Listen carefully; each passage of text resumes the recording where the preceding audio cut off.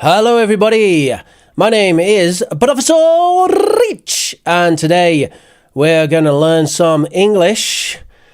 Welcome to our English Journey Live. Today we're going to talk about transport and we are going to reference this a little to the famous IELTS exam which many people would like to take. It is one of the world's most recognized language exams.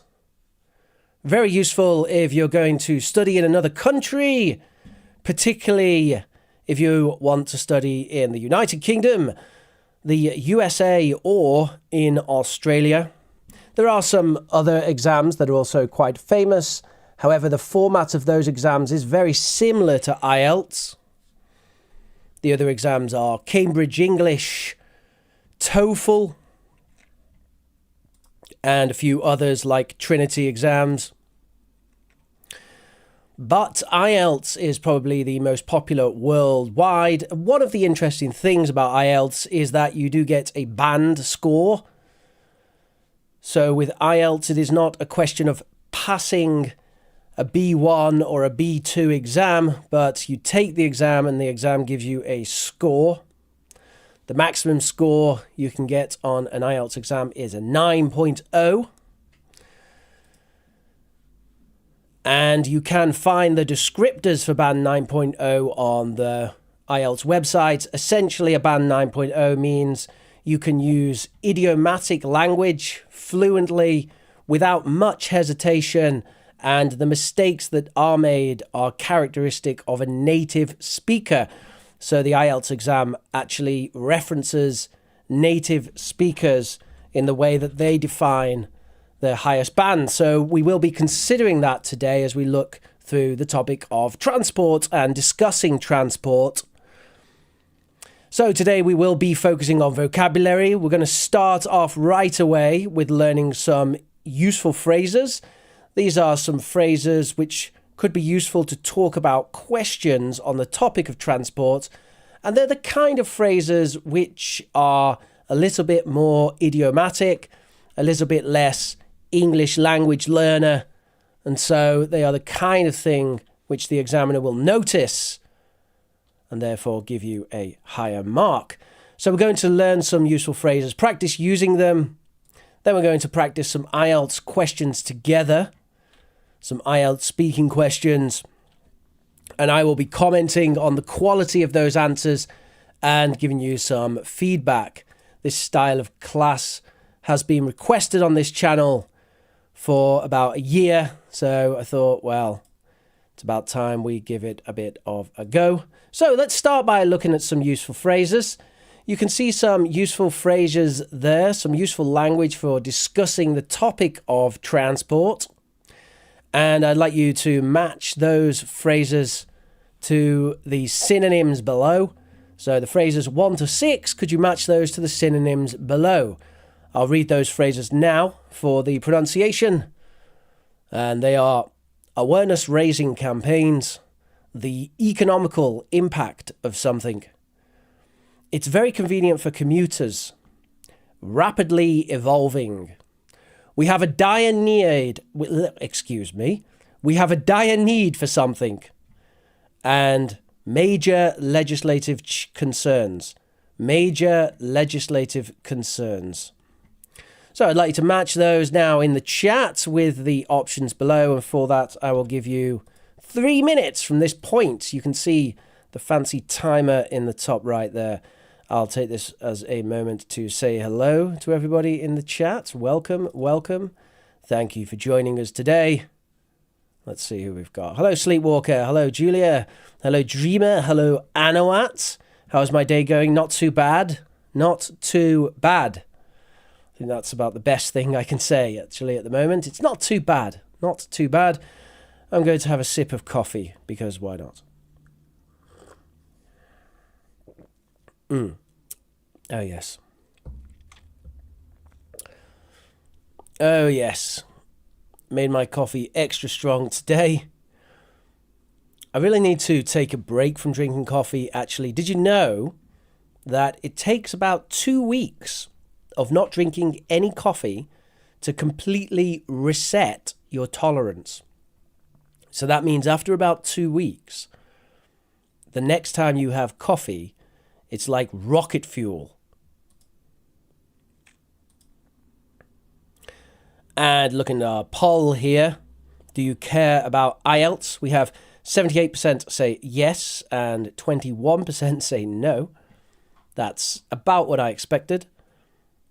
Basically, the majority do care about IELTS quite a bit.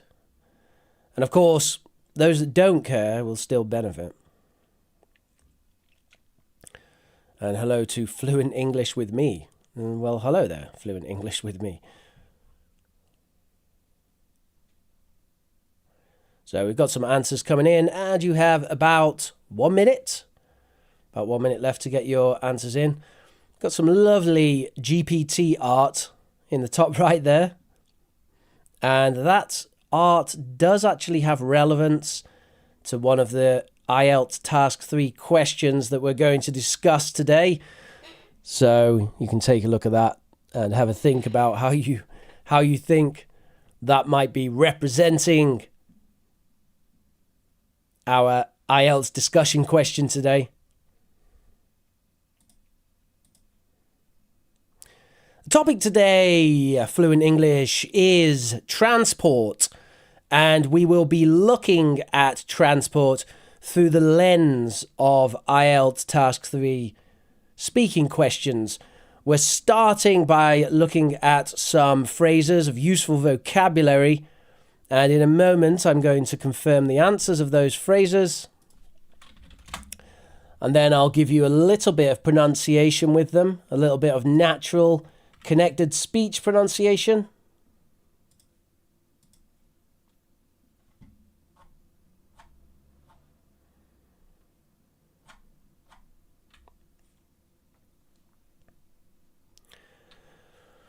I don't know about IELTS, I don't like it.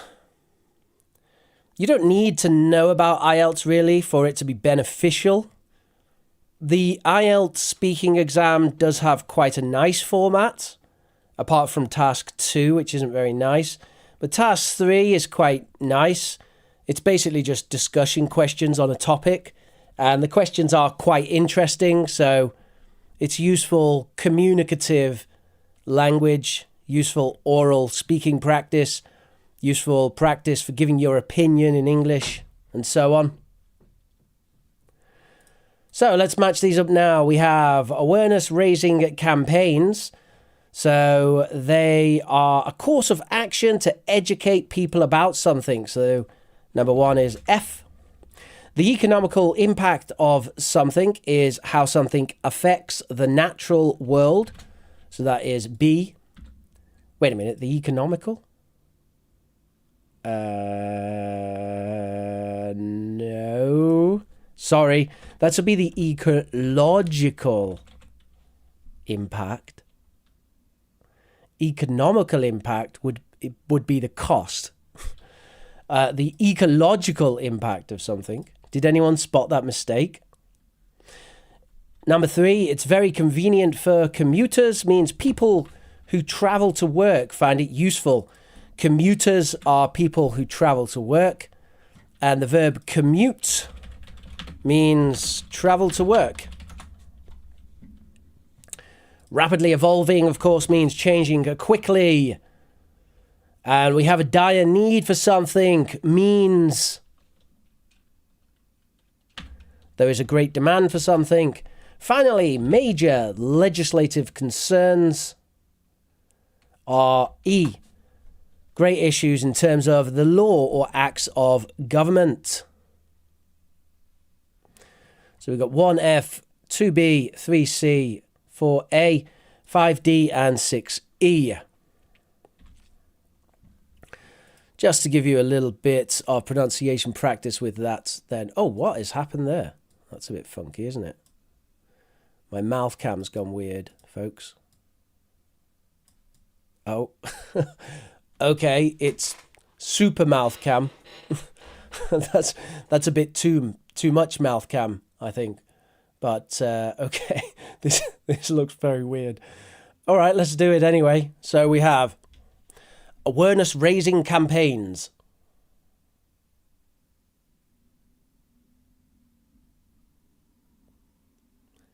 The ecological impact.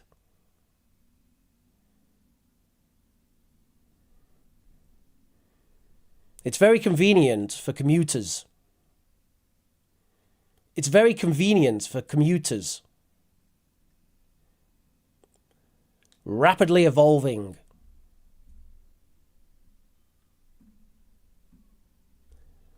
We have a dire need.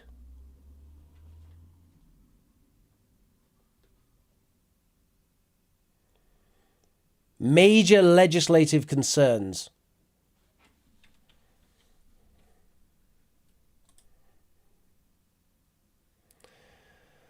So let's have a think about these topics, and I'd like you to consider this topic here, which is transport in the past and how transport was in the past in your country.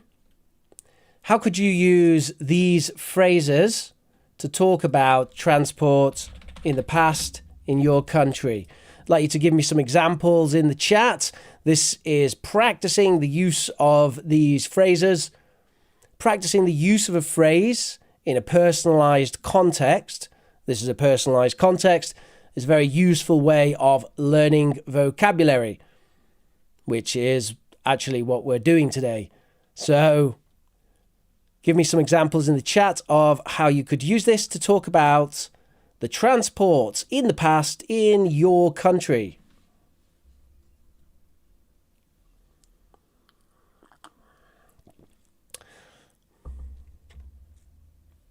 And I'll give you an example.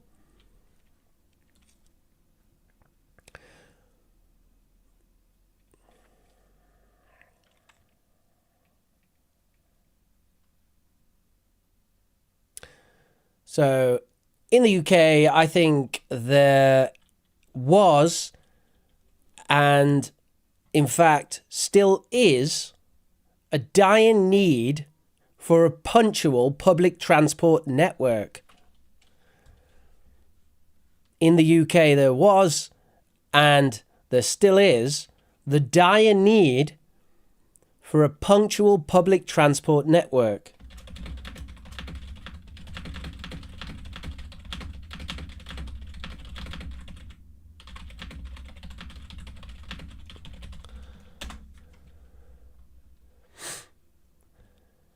So basically, Pallavi, I would like you to use the phrases there, 1 to 6. We've just talked about the meaning. I'd like you to use those phrases to talk about public transport in the past in your country. And I'll take this moment to say hello to Riyadul Islam. How are you doing?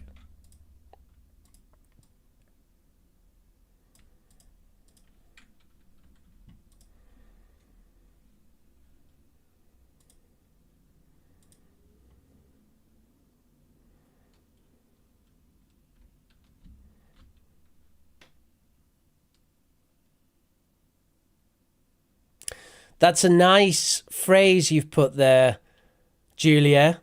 However, you haven't used any of the phrases in the top left. So if possible, I would like you to use the phrases in the top left, if you can. What's this by Mohammed Khalif? Since the advent of new transportation means governments had major legislative concerns, which prompted them to draft new laws. Great. We'll just take off that end bit of for the concerns because that is redundant, really.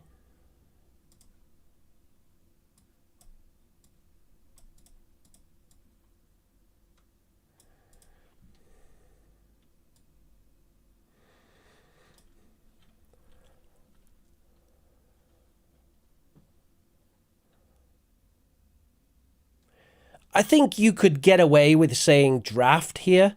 I know you're correcting it to pass, but actually I think you could get away with draft because, I mean, before you pass a law, you have to draft one, so it's okay.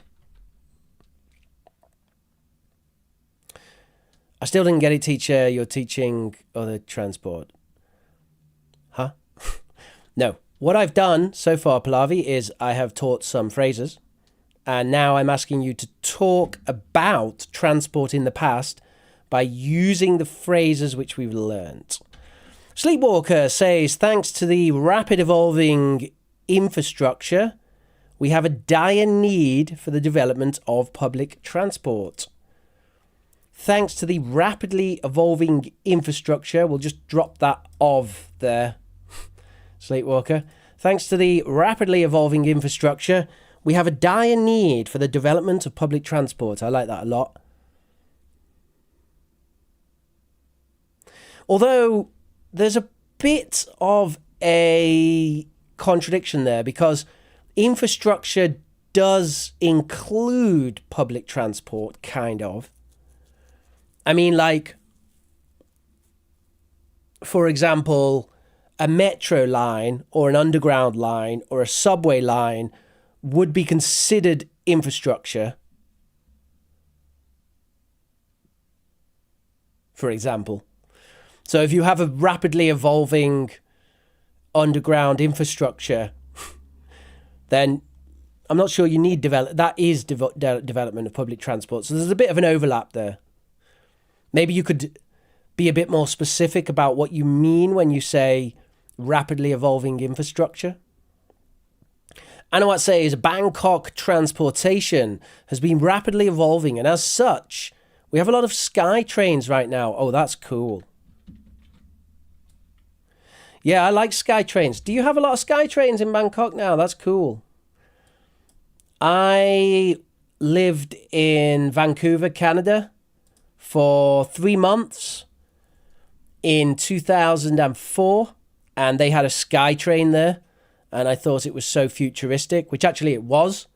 That was 20 years ago. They had this really cool sky train. It was really cool. I bet they still have it, and I bet it's exactly the same as it was 20 years ago. Yeah, they still have it. It still looks quite cool, actually. Yeah, it still looks cool. I think the fact you call it Skytrain makes it sound cool as well, doesn't it? I'll show you a picture. Let's get a picture of the Skytrain. Yeah. I kind of want it to be in the sky. See, it was quite fun as well, because the stop that was outside my house in Vancouver was actually really in the sky. Like, you got to the stop and then you had to go up this big escalator to the station. So it was really a sky train. It was so cool. You cannot argue with the coolness of sky trains. I have to admit, it looks a bit dated there because it looks a bit dirty at the sides. But trust me, 20 years ago, that looked really cool. And actually, I think it still does now. Pallavi says, the phrases on the board aren't related to transport. No, the phrases on the board, Pallavi, are useful phrases for formulating an answer to a discussion on transport. So this is the task for you, is to use those phrases to talk about transport. That is the whole point. If the phrases were related to transport, then it would be quite easy, right? Like, if I gave you a phrase like slow buses, then you say, in the past we had slow buses, right? It's not very exciting. So I'm trying to give you a bit of a challenging, interesting activity, Pallavi. That's the idea. So Mohammed Khalif says, we have a dire need for modern roads with pavements and traffic lights. Very interesting. What country is that, Mohammed?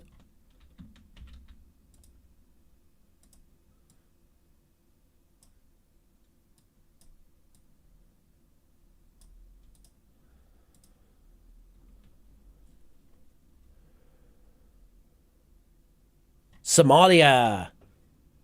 I have a few students from Somalia right now. Shout out to Zaki if he's watching. I don't think he is watching. but I taught last semester, taught a very, very nice young man from Somalia called Zachariah Isa. I can't remember his other name. Anyway, I don't want to dox anyone. But I think there's probably about 1 million Zachariah Isas in Somalia. Anyway.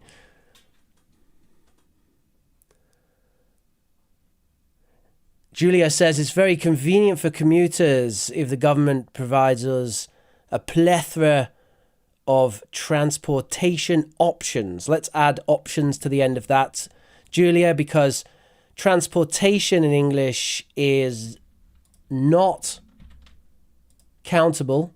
It's uncountable, so we have to say something. So a plethora of transportation options or avenues or something like that. Sleepwalker says it's very convenient for commuters to get to work quickly and without any problems. Despite this, we must take into account the impact on the environment. Yes, I really like that. We could just say, despite this, we must take into account the ecological impact. It's very convenient for commuters to get to work quickly and without any problems. Despite this, we must take into account the ecological impact. Just using the collocation of ecological impact sounds quite nice.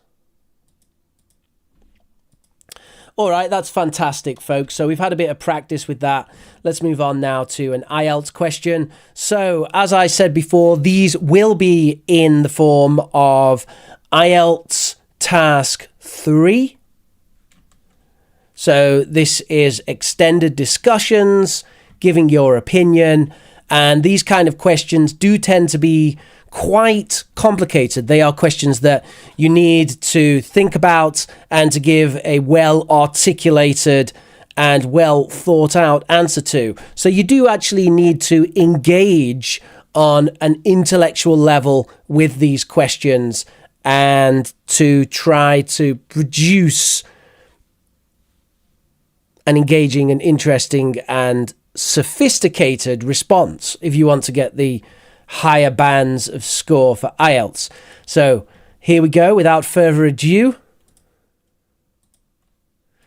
How has transport changed in your country in the last few decades? How has transport changed in your country in the last few decades? We've got ChatGPT generated images there at the bottom left to give a little bit of inspiration.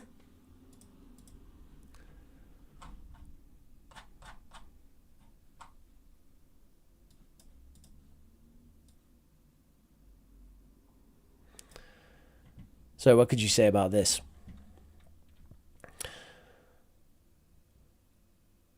I would probably say that in the UK, public transport actually hasn't changed very much in the last few decades. In fact, since the 90s, I don't think there's been very much change at all on average. And nationwide, there's a nice bit of vocabulary. Nationwide, I haven't really seen a great deal of change when it comes to public transport. The trains are more or less as they were in the 90s. Not a great deal of difference. Obviously, the public transport in London has been massively expanded, but I don't care about that. I don't live in London. I have zero interest about what goes on in London, really. So it doesn't matter to me whatsoever that the public transport in London has improved. And the buses elsewhere, they're not too bad. I don't think they've got worse. I'm quite impressed, actually, that the price has remained quite low for the buses, while everything else has gone up. Do remember, folks, to smash that like button if you are finding this stream useful. Would be an excellent time to smash that like button right now. Actually, if everyone just does that right now together, hit that like button and hit that like button. And there you go. Everybody, just go right ahead. Go right ahead and smash that like button.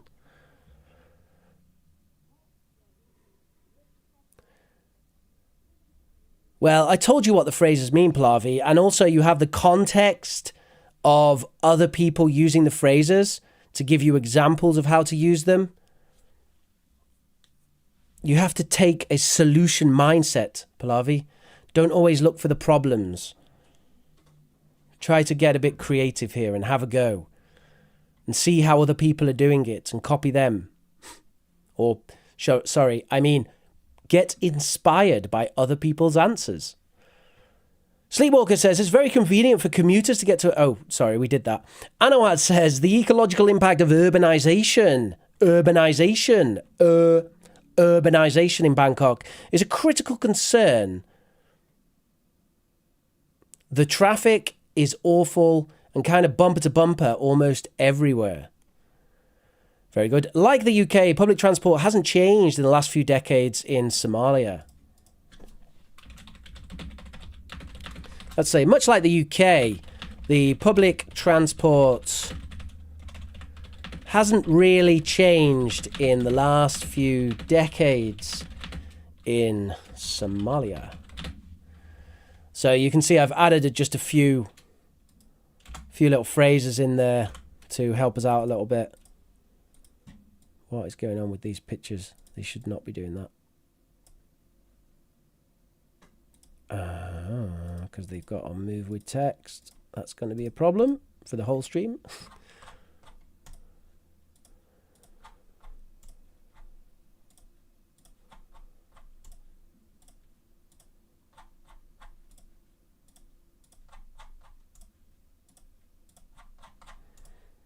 I'm fixing all of my generated pictures right now.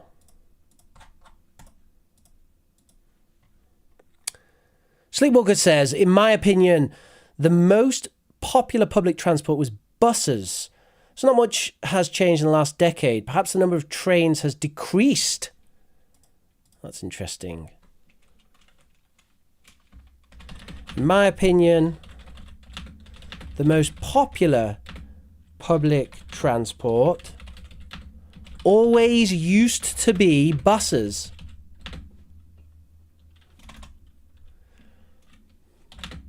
And to be honest, not a great deal has changed in that regard.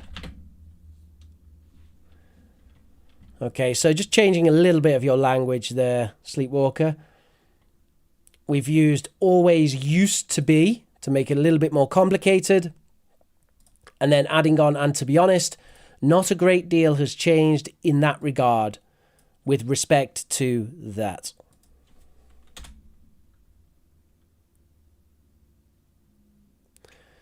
And Pallavi says, what does decades mean? 10 years, Pallavi. A decade is 10 years. Thank you, Julia, you answered it. The rundown public transport in particular, buses were replaced with modern ones with modern facilities. So let's say, for Julia, let's say one of the things I've noticed is that the buses have received a bit of modernization. They now come equipped with more modern facilities, such as what, Julia? Air conditioning? Or what are we talking about? No, Pallavi, don't say that. That's not true. And I can see from the way you're communicating, your English is fine. It's just a case of looking at those phrases, trying to understand what they mean, and then trying to use them.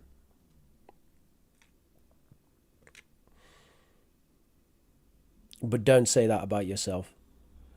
If somebody's told you that, then, in my opinion, that it's abusive to use that language for a young person. So if someone's used that word with you, then they shouldn't.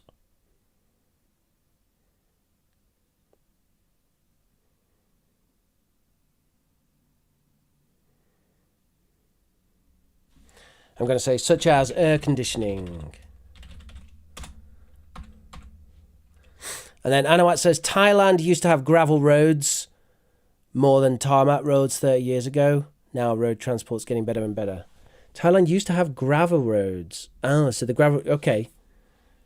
So what we've seen in Thailand over the last 30 years is the conversion of gravel roads into tarmac. Tarmacked? Am I inventing the word here? Oh, no, tarmacked roads. Yeah, I know the Americans like to say asphalt, but we prefer to say tarmac in the UK. All right, so I think we've got some pretty good things going on there. Quite happy with that. Does anyone have any questions about any of the language I've used there in those answers? I can see that my head is getting in the way a little bit, so we'll just move it a little bit smaller. Hello there, Mina. Thank you for joining us. Smash that like button. Shimi says, there's been a slight change in transportation in Mumbai. With engine trains, metro trains are being added. And there are buses with AC and buses without. Engine trains. Do you mean steam engines? Engine trains? Or do you mean electrical engines? Like with electrical trains, metro trains have been added. Maybe that's what you mean. By the way, we have an absolute love of steam trains in Europe. I don't know if that's true all over the world, but we love steam trains, and everyone is so sad about steam trains going, because now you don't get steam trains, obviously. You just get the electric ones, except on special routes, but we love steam trains and we miss them. We miss steam trains.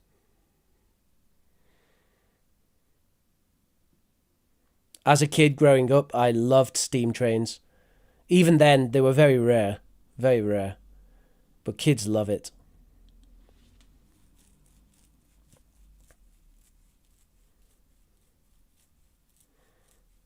All right, let's move on to the next question, everybody.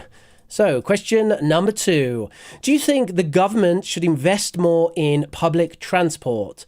Do you think the government should invest more in public transport? So, we are answering this, of course, in the style of IELTS Task 3, which means we do want to show off a little bit with our vocabulary and so on, to the extent that we can.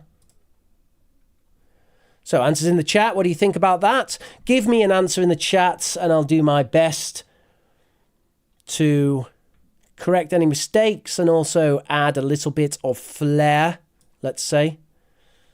So, Neo answers with absolutely yes. Okay, that is a sufficient answer, Neo, but it's not a very complete answer. Sorry, I mean, that is a necessary answer, but not a sufficient answer. Is that the right thing? I don't know what I'm talking about. Say more. Try and say more.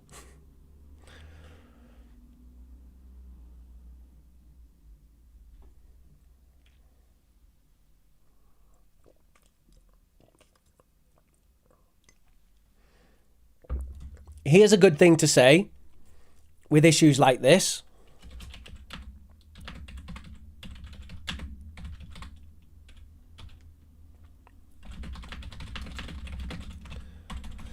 You can always start with something like this. It's a nuanced issue, but what I think is, how about, it's definitely a nuanced issue. It's definitely a nuanced issue, but what I think is, so nuanced. Nuance means there are small but significant details we need to be aware of.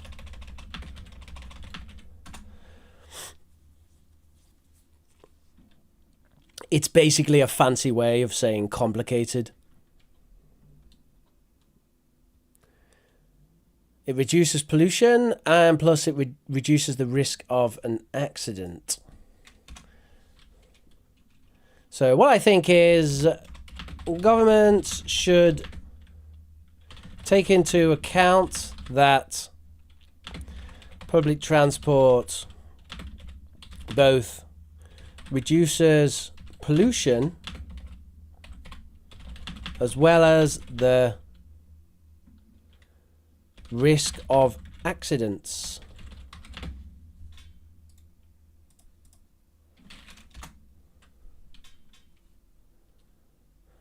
Pure Chaos says, yeah, because the majority may benefit. Environmental protection due to less fuel consumption.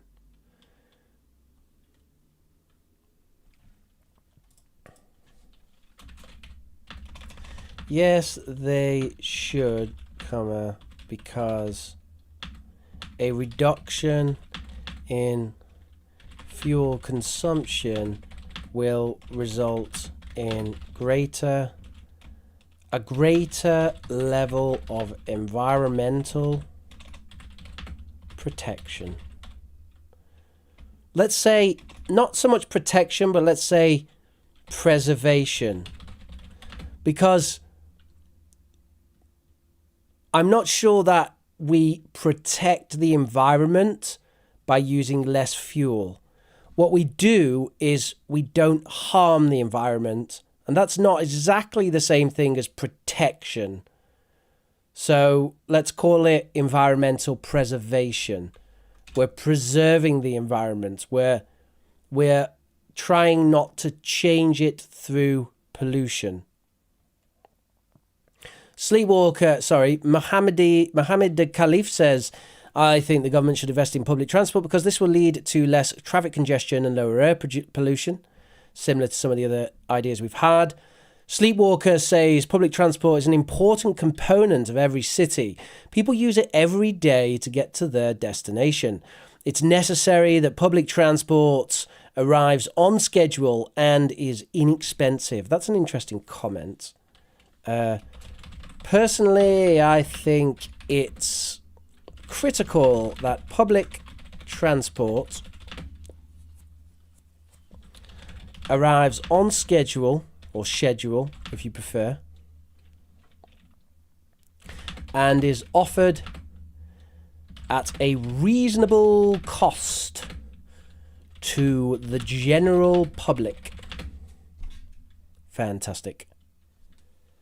Julia says the investment in public transport dropped there. So investment in public transport brings the government not only more profit, but also popular support. Popular support. Not only more profit, but also popular support.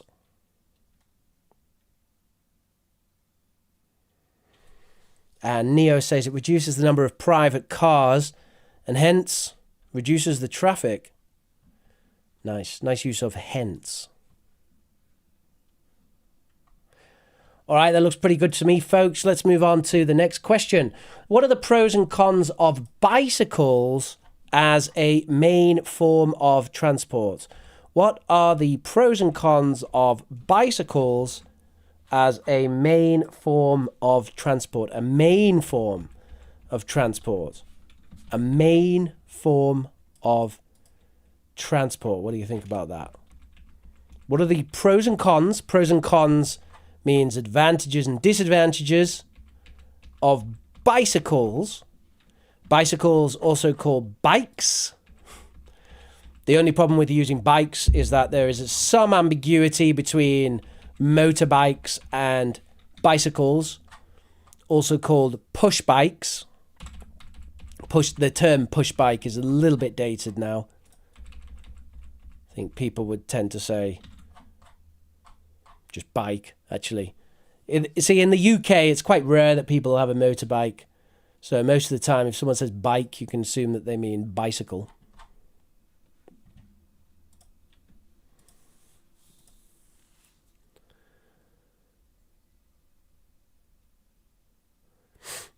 The worst con is that the seat is so small. Right. What could we say? How could we say that in an IELTS exam? The worst con is that the seat is so small. Let me think about that.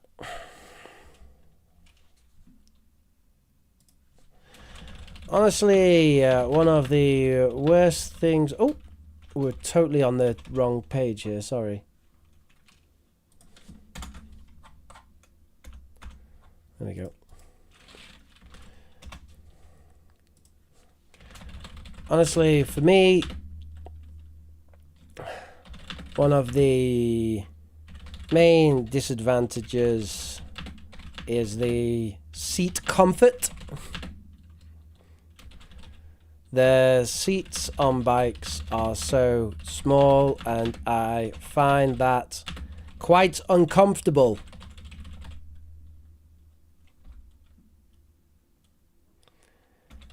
Particularly for regular commutes or traveling long distances.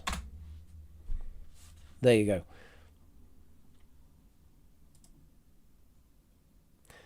Sleepwalker says the advantage of bicycles as the main form of transport is that they don't harm the environment and they don't get stuck in traffic jams.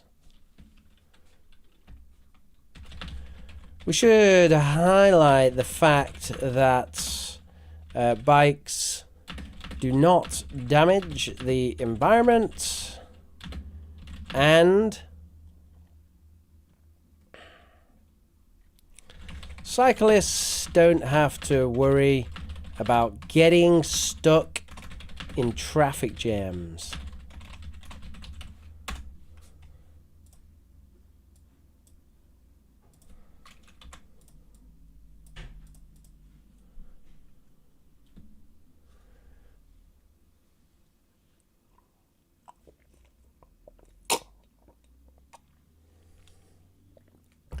Sleepwalker says the disadvantage of this are that bicycles are not as fast as cars. The disadvantage of this are that bicycles are not as fast as cars.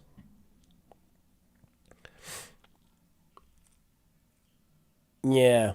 It's a little bit tricky, that, actually, because you have to consider, if there is a traffic jam, then perhaps they are as fast as cars. So you're talking about sort of top speed rather than average speed necessarily. I think it really depends on where you're traveling, doesn't it? If you're traveling in a city or even a town, then a bicycle can be faster sometimes. Like sometimes when I'm traveling, I beat the bus. So I go faster than the bus on my bike. Anawat says, I can't imagine how people would travel around the city in Southeast Asia. The weather's atrocious. It's sweltering in summer and pouring down in the rainy season. Well, Anawat, I mean, Vietnam used to have a reputation for bicycles. So people obviously did it. Julia says, the pros of bicycles are that it's cost effective. Yeah, that's good.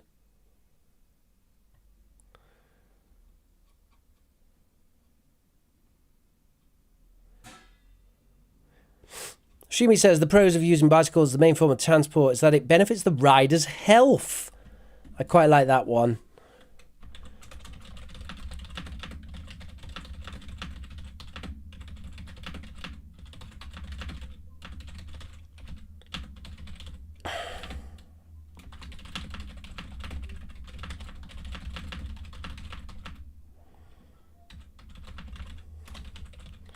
Another thing to consider is the vast benefits in terms of the rider's health. Using a bike to commute to work is a great way to stay in shape. I totally agree, and it's something that I actually do.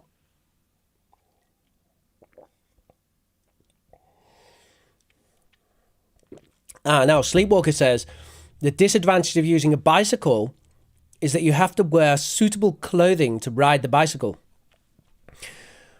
I'm not sure I mean, it depends, doesn't it? Depends if you're talking as a man or a woman. I think That's more of an issue for the ladies. Because honestly, I wear my lecturing clothes on my bike, which means I wear trousers, smart shoes, long coat. And it's true that sometimes they can take some weather damage. I don't think damage is the right term, but sometimes they can get a little bit dirty during the commute, especially my shoes. But I give them a wipe, no problem. I don't go long distance, so, you know. But yeah, skirts and dresses might not be ideal, depending.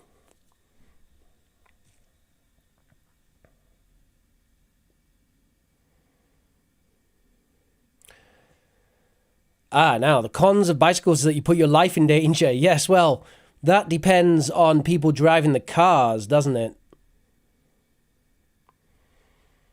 If you don't have very responsible motorists, then that can cause problems for cyclists. There's no doubt about that. Bhavanabalu says, a rule should be passed, like definitely a bicycle should be used for a certain distance.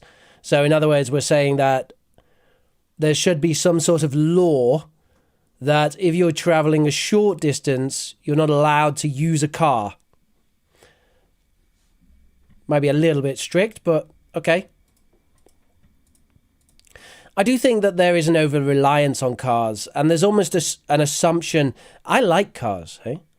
I like driving cars, but I do feel like a lot of people rely heavily on cars for everything. One of the pros of using bicycles is that you don't have much of a problem to find parking spots. Yeah, that's true. You do need a good bike chain, though. Otherwise, it'll get robbed. Hey, everybody, if you're finding this useful, remember to smash that like button, especially if you've just arrived. It's one of the best ways to let YouTube know that you're happy that you've just arrived and you want to learn some English. Let's go for it. We'll move on to our next question, which is, what role do you think electric vehicles will play in the future? What role do you think electric vehicles will play in the future? Sometimes people refer to these as EVs. Personally, I find that somewhat of an academic term.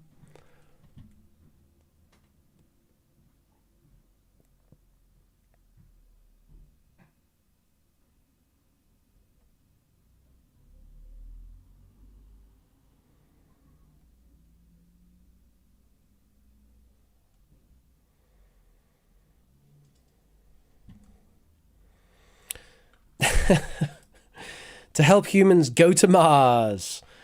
That's an interesting answer, Neo. I assume that you're talking about the financial benefits gained for Elon Musk, who also has the company SpaceX.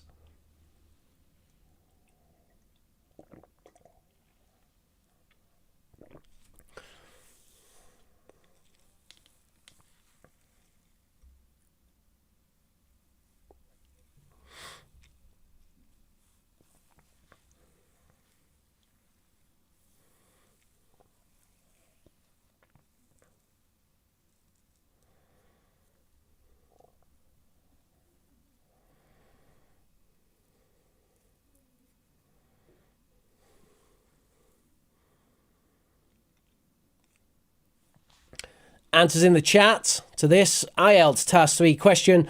What role do you think electric vehicles will play in the future? Let me give you my opinion on this.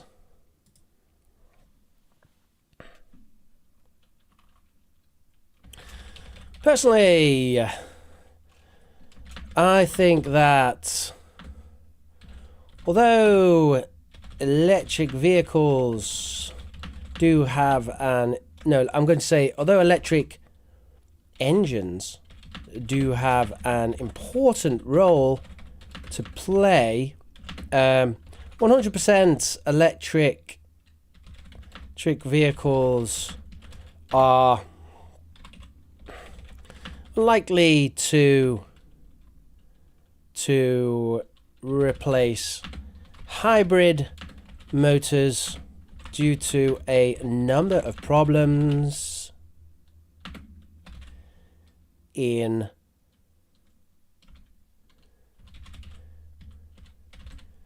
generating and transferring electrical power. In other words, whenever you transfer electrical power, there is an efficiency loss.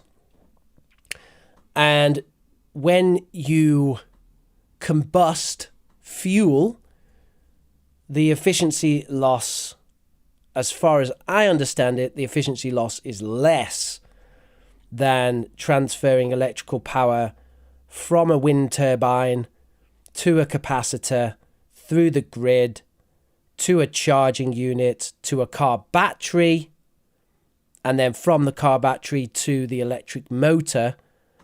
All of those conversions results in a less efficient transfer of energy than combusting fuel. That's my understanding.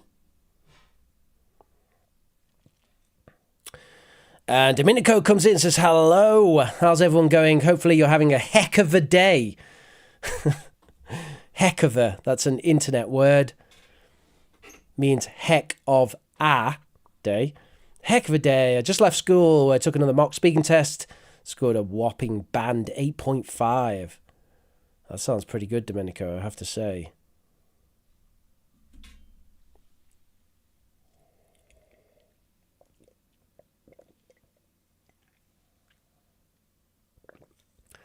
That's a very interesting point, Neo. I'm going to write that.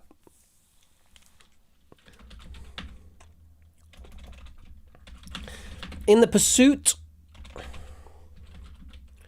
of advancing, let's say, rather than the advancement of, I prefer to say advancing. It's not that the advancement of is wrong, I just prefer this. In the pursuit of advancing EV technology, let's say,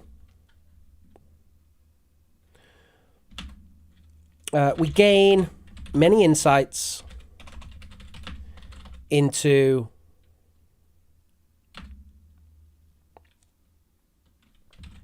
day-to-day technological innovations.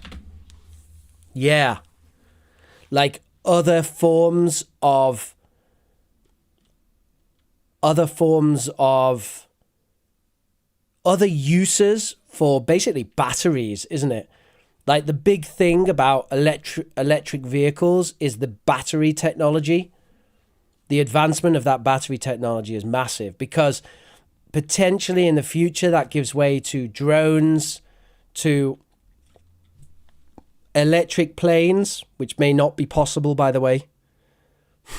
Some scientists say electric planes are just impossible. That by no means it's impossible. It could be possible. We don't know. Who knows what's possible in the future? Right, let's move on to our next question. How can we encourage people to use public transport more often? How can we encourage people to use public transport more often?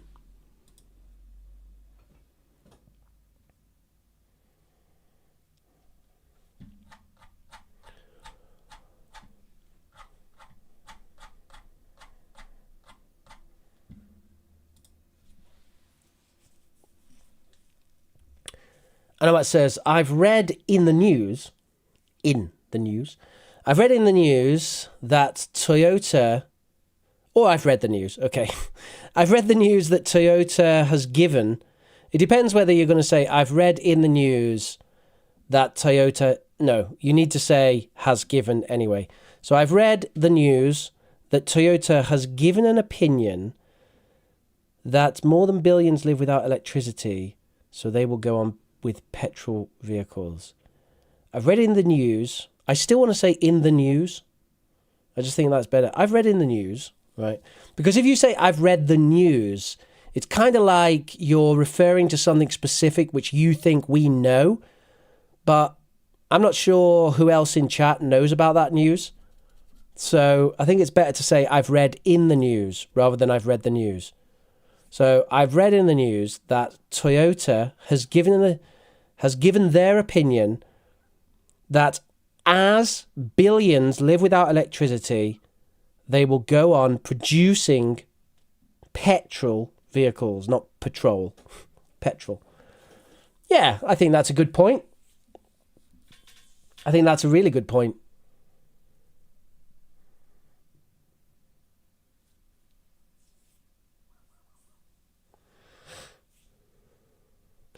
I mean, until we reach a point that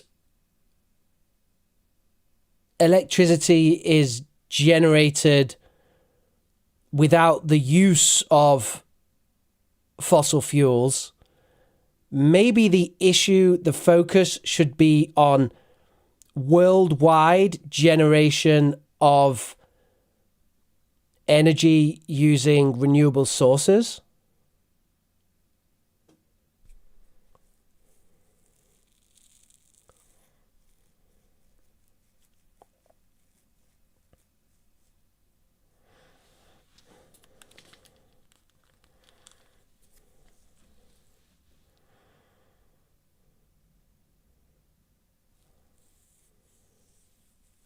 Sleepwalker simply lists low prices, regular arrival of schedule, and the ability to get to any destination.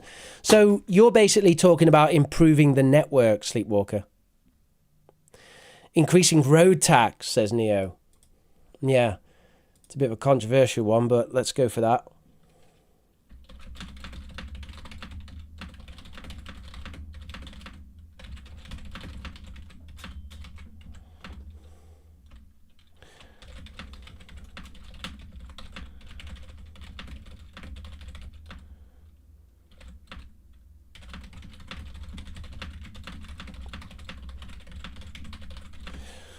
It's a little bit controversial, that, Neo, because what you're doing by increasing tax is you're pricing out lower income bands.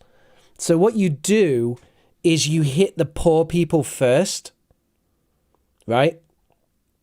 So you increase the tax, and then all of the people who can't afford the tax have to sell their car and use public transport. But rich people can just do what they want because who cares? You increase the tax, whatever. So I'm not sure that pricing people out is the best idea. I always thought that about smoking as well. Like, I really don't like the approach that the government's taken in terms of smoking.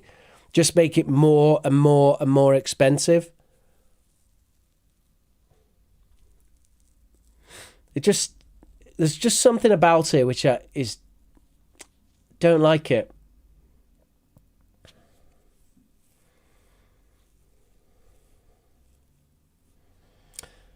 How about instead of that, we make public transport cheap and effective? I think that would be better. Maybe increase income tax and then use income tax for everything else. Because income tax really is the fair tax. Every other type of tax hits poor people too much. Even luxury tax, because luxuries include all kinds of stuff that poor people want, like alcohol, right? So the only tax which really seems to be fair is income tax. So raise income tax and use the money to subsidize public transport. Domenico says, in my humble opinion, electric vehicles will play a vital role of the eco-friendly maestros. A vital role for the eco-friendly maestros, because maestros are people. So a vital role for eco-friendly maestros, reducing those nasty emissions and giving our planet a respite from global warming. Excellent. Okay, I'm going to write that now, Dominica. That sounds pretty good. In my humble opinion, electric vehicles will... Actually, this is from the previous question. It's a shame it's such a good opinion, but yeah, we've missed the boat on that one. The authorities should give some kind of subsidy like coupon or reward to persuade people to use public transport. Yes, and they do, actually, Anawat, in this country anyway, to some extent. With the aspect of promoting carbon reduction, less pollution, we are encouraged to use public transport more often than before. Yes. Tobacco and liquor are sin taxes. Don't know about sin taxes, but here, Anawat, it's called VAT.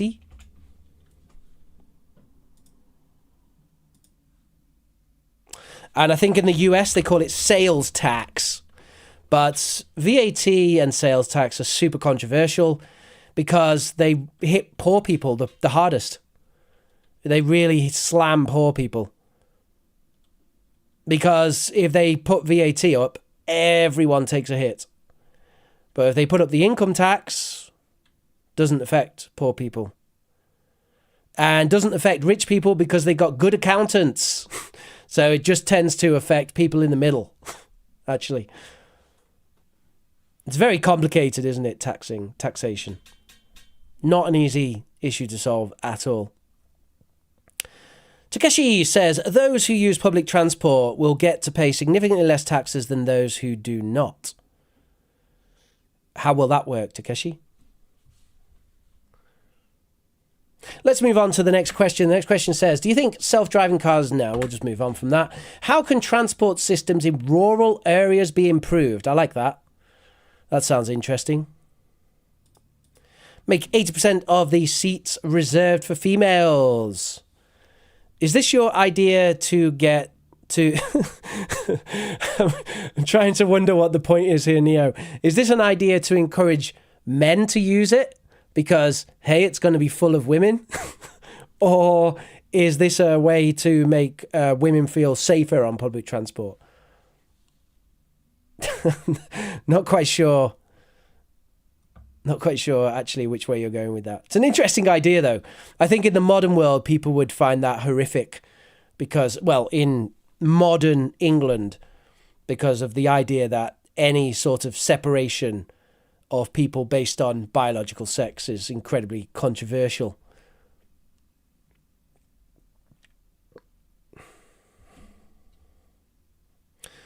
But, you know, personally, I do think there's a place for it, you know. I mean, if you see a pregnant woman, then you offer your seat to them, do you not? Whether you're a non-pregnant woman or a man, I think it's the right thing to do. Then, of course, there is the idea of if someone's old as well. You see someone old and struggling, then the right thing to do, of course, is to offer your seat to that person.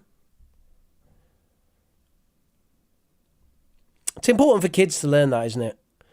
You know, I never really learned that as a kid. I had to learn it as an adult. I had a very embarrassing situation when this old chap came on a bus and he was sort of standing there, and it took me ages to realize that he sort of needed my seat, you know? And I still feel a bit sad thinking about that, actually, because he was struggling and I didn't notice.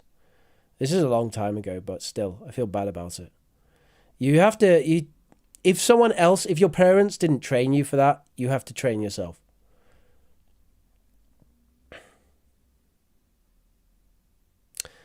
Sleepwalker says the quality of roads in rural areas could be improved with bus stops nearby. Right.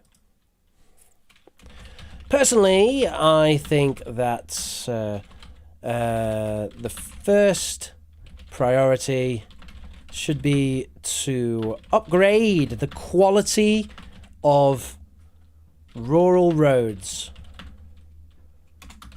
Following that, we need to increase the number of bus stops. It's interesting talking to my Ukrainian students, they've got some interesting things to say about this. One of the noteworthy things that they'll say about bus stops in the United Kingdom is that we seem to have a lot. So they often actually complain that bus stops are too close together in England. I find that quite an interesting comment. The bus stops are too close together. And they all seem to agree about it as well.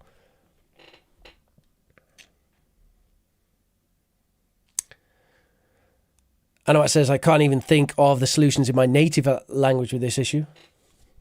It's a big issue, isn't it? Because obviously if you live in the countryside, then public transport's really critical.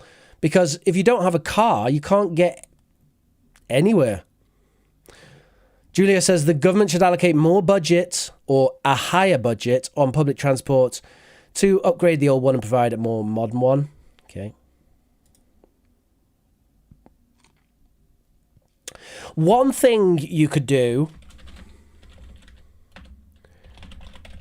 is implement a park and ride scheme which encourages rural motorists to ride their car to a collective car park on the outskirts of the city and then hop on to a public transport network.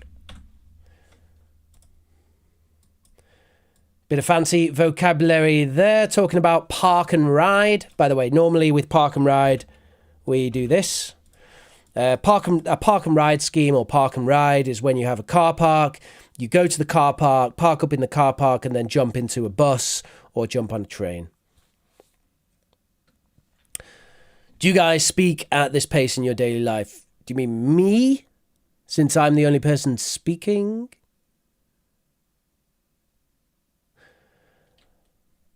I would say I'm speaking pretty fast at the moment, if that's what you're asking, Neo.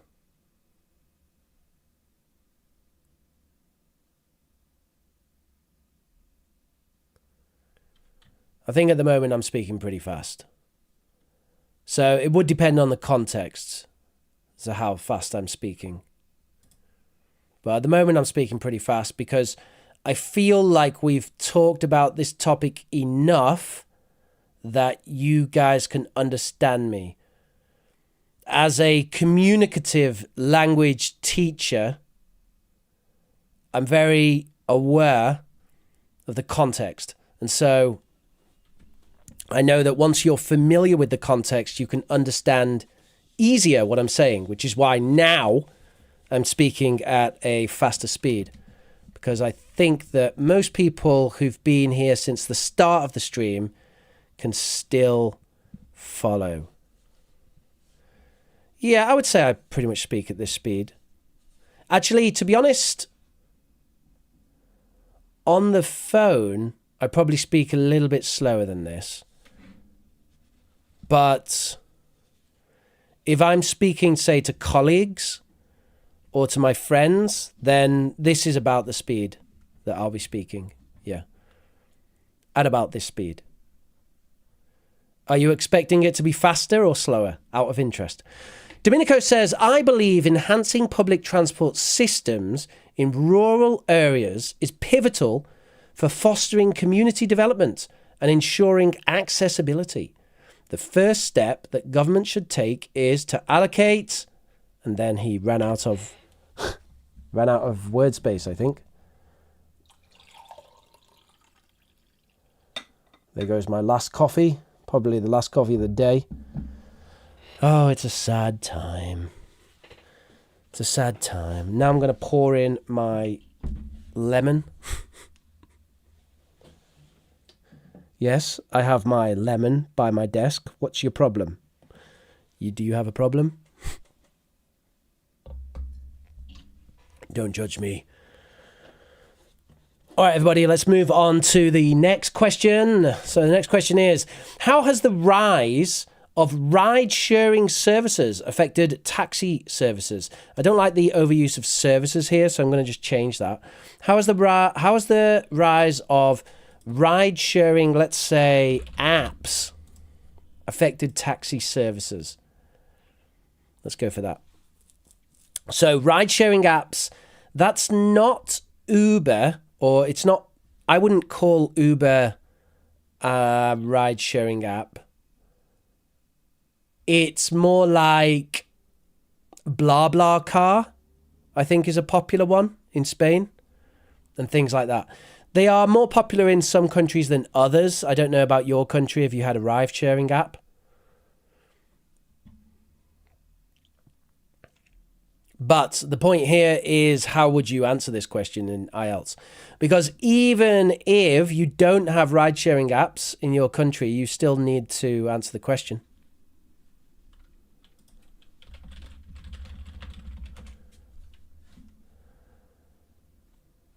Oh, apparently I'm wrong. Sorry, I take it back. Uber does count as a ride-sharing app. Really? That doesn't make sense to me, though.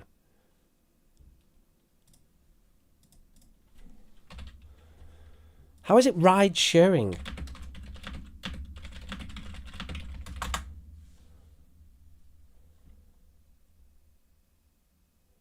Yeah, it is. That's a ride share. That's not ride sharing. It's like private taxi. They call it ride sharing? Okay, whatever. So apparently ride sharing includes Uber. So it just means like private taxis.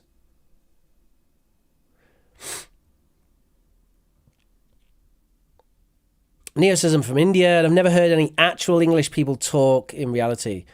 I think they talk slower than us.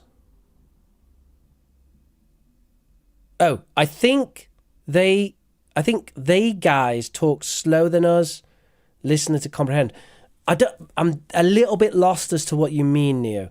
I'm talking right now at pretty much normal speed. I mean, actually, I'm just talking completely at normal speed.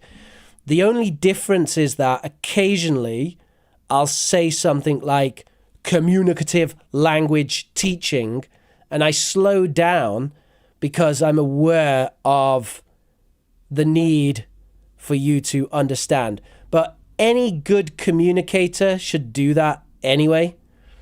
What I'm not doing is I'm not slowing everything down. So there are some tuber teachers out there who slow everything down all the time because they want you to understand easily what they're saying. And I don't think that's very helpful for English learners. So it's good to speak naturally, but still communicate effectively.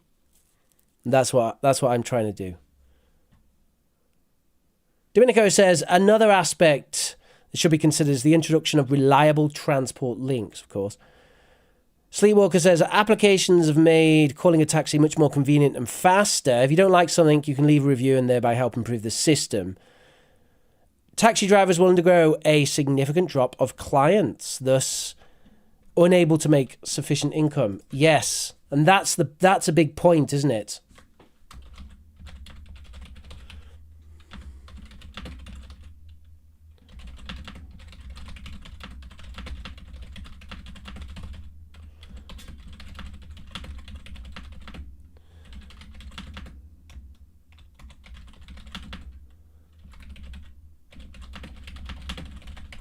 Taxi drivers have undergone a significant drop in clients and thereby have been unable to maintain a sufficient level of income. Yeah. Mina says, it's easy to reach out to ride-sharing apps more than private taxis, and they have online payment methods as well. Yeah, I mean, I would personally say, Mina, that for taxis to survive in the modern age, they need to have apps as well. And with taxi services in England, that is the case.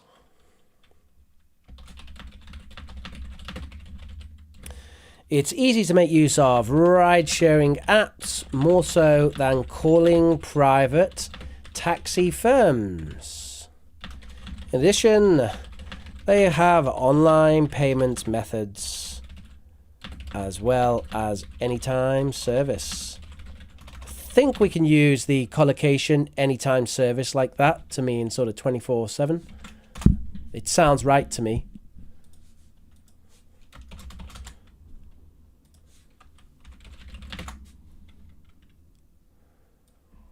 Doesn't seem to be a common term, though.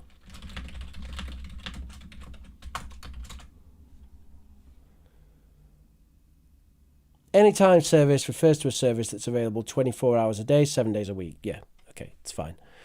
I think you kind of invented it, but it sounds good, Mina. Takeshi says, not be able to... Yes. Domenico says, I've got to say that private vehicles are the primary mode of transport due to the absence of efficient public alternatives. I like that, the absence of efficient public alternatives. Therefore, implementing reliable bus services or shared transportation will... initiatives can provide affordable... So, implementing reliable bus services or shared transportation initiatives can provide affordable and accessible options for those who may not possess personal wheels. I don't know about personal wheels. Let's say who may not possess a car. Neo says it removes the politics of the taxi drivers union. Well, actually, at the moment, it has mobilized the taxi drivers union, Neo.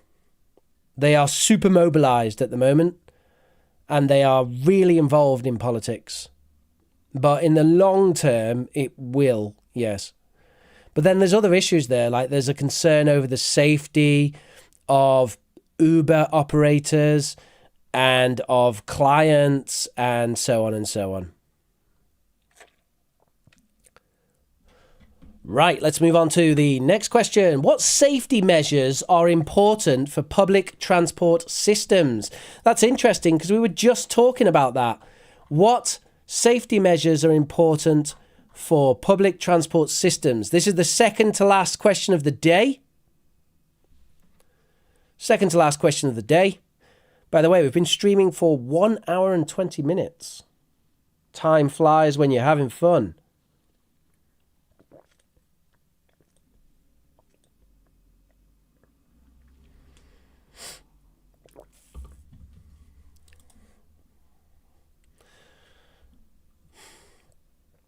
I've got a cup warmer here, but it doesn't work.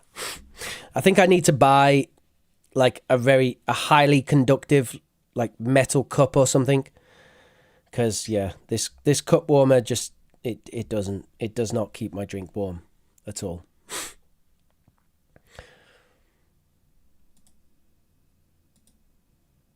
Maybe I should just get a cup you can plug in or something. Sorry, Mum. Doesn't work. I've tried it with different cups as well, and this one is a flat bottom cup. But yeah, it just seems to have basically zero effect. So, what safety measures are important for public transport systems? I would say, of course, that CCTV is one of the biggest things. I know it's invasive, but in my opinion, it's basically critical that public buses and trains have installed CCTV, as this acts as a deterrent to violent or antisocial behavior. So I would start by saying that. I think that's critical. This acts as a deterrent to violent or antisocial behavior.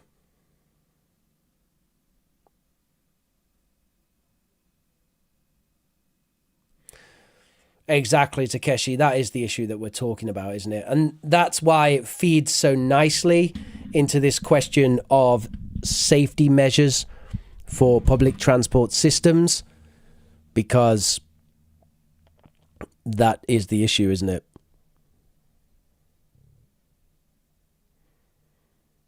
What do you think of close microphone? Are we all about close microphone? It's amazing how much difference it makes, isn't it? It's like suddenly I'm right in the speakers. Hello. Hello. Welcome to Close Microphone. Julia says, regular maintenance is one of the safety measures from my perspective, and it is indeed paramount. It is indeed of paramount importance for the public transport system. So regular maintenance, that's a slightly different issue than I was talking about, but it is relevant to safety. So regular maintenance of public transport systems is of paramount importance for public safety. I know what it says, carrot and stick motivation is the most powerful tool to keep our public transport systems safe. For example, if the driver drinks while driving, they should be punished with excessive fines. Ooh, that's a very Thai approach, Anawat. And sorry, that was a little bit nationalist. Let me say that's a very Southeast Asian approach to the problem. It's like, make the punishment higher, and that will solve the problem. That's what Europeans tend to see Southeast Asia as, having that sort of approach. So particularly in places like Singapore, where if you litter, then you go to jail and things like that. The drivers must feel fit and not drunk. I've never come across a bus driver who's drunk. Maybe it's just here. I don't see that. I've never come across a bus driver who is drinking at all. I think it would be more likely with a train driver, because no one has access to the train drivers, so you wouldn't know. Those who operate public transport should be tested before working. Interesting. Vehicles must also undergo regular maintenance. To be honest, if you're really going to go that far where you start testing people before they work, then you should definitely test people after work as well. Because surely you're not going to be drunk when you start work. Is the point not that if you're an alcoholic driver, that you will drink at work, right? What's that? Inimical? Oh, criminal, right? Any criminal behaviours should be prohibited due to the fact they are likely to discourage civilians to rely on public transport systems. Well, criminal behaviours are, of course, prohibited by the fact that they are criminal behaviours. The question is, how do you monitor that? How do you discourage it? How do you police it? So in the UK, we have something called the Public Transport Police, and there's a hotline you can call. There's a number you can send messages to. I have no idea how efficient they are.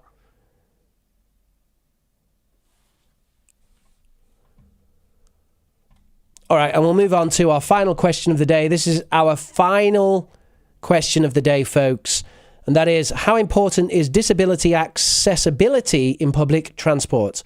So how important is disability accessibility in public transport? If you're enjoying the stream today, then do take the opportunity to smash that like button.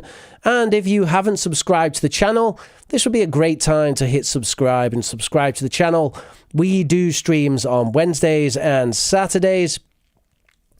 The bigger streams do tend to be Saturdays. We kind of blow up a bit on Saturdays, but sometimes there's a big Wednesday one as well. And we cover a range of topics. You can access, of course, all of the past live streams. They're all there on the channel. And the streams are intended to be future-proofed. In other words, these are not time-bound streams. If you watch the past streams, they should be just as useful as watching current ones. And they are all there, all available on the channel with relevant topics.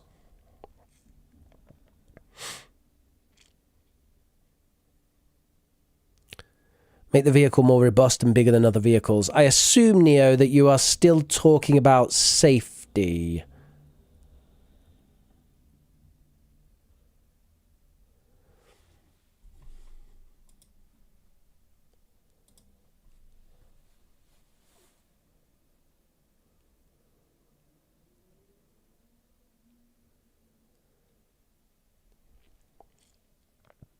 So we're talking about disability accessibility here now, which is the idea of making public transport accessible for people with disabilities such as wheelchairs and so on. Sleepwalker says public transports must be equipped with special systems for people with disabilities to enter and exit the vehicle without problems.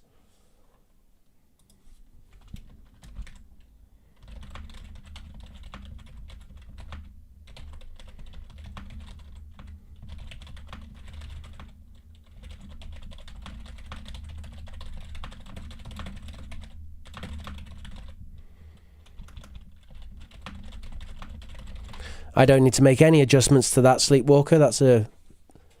That's perfectly stated.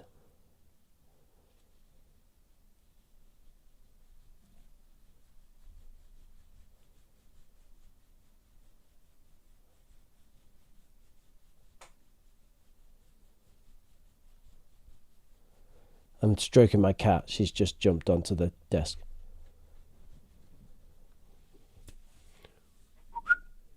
Pepper. Come on. Come on.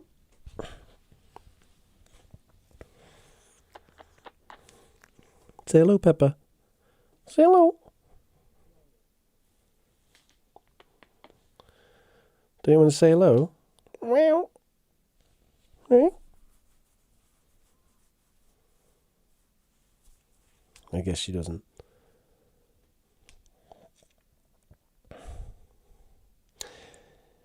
Inclusivity matters and nobody must be left behind. Yeah.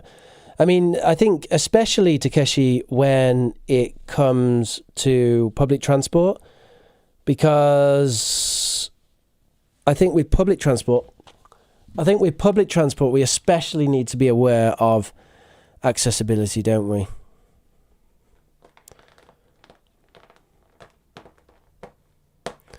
I know it says public transport should be available to all passengers, and there is no doubt the authorities should provide facilities to disabled people. Yeah, I think it has to be done in a measured manner, though.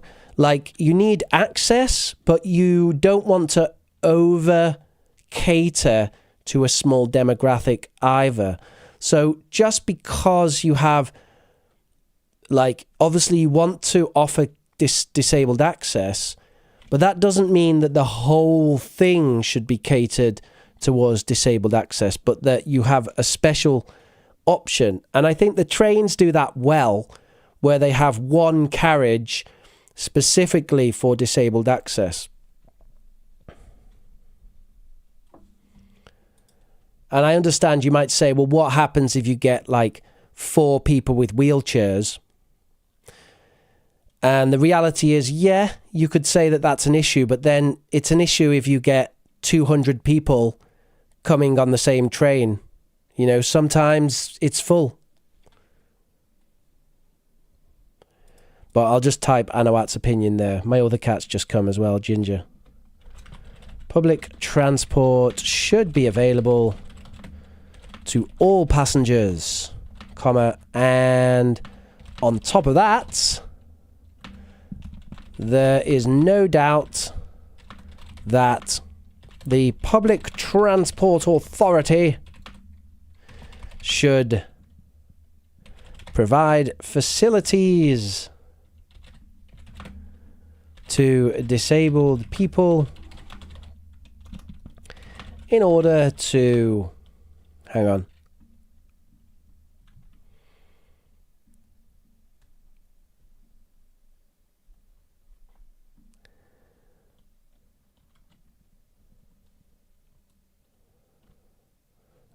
enable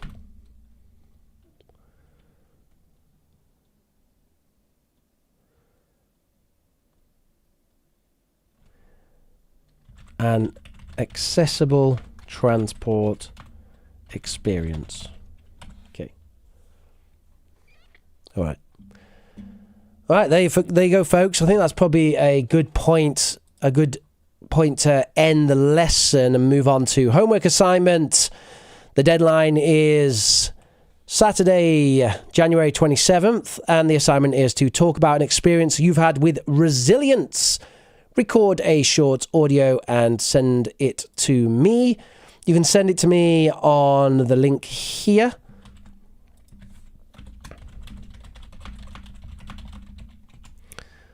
And I've posted that in the chat.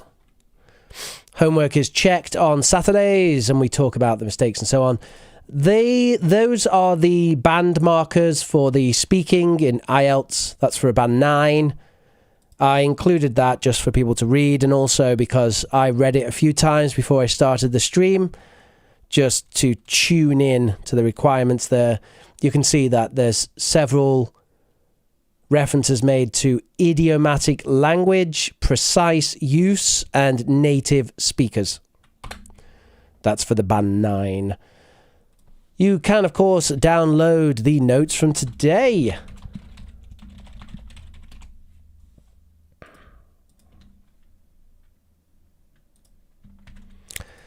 And we're now into question time. So if you have any questions about today's class, or English, or life, then now is your opportunity to answer that, and I'll do my best. Now is your opportunity to ask that, and I'll do my best to answer. In the meantime, Ginger, come on. There you go. Can you see Ginger? Gingy. Come here. Come on, you've had your treats. Now you have to perform. It's performance time. Oh, he's a big boy. He's a big boy, isn't he? He's a big boy. Say hello, Gingy.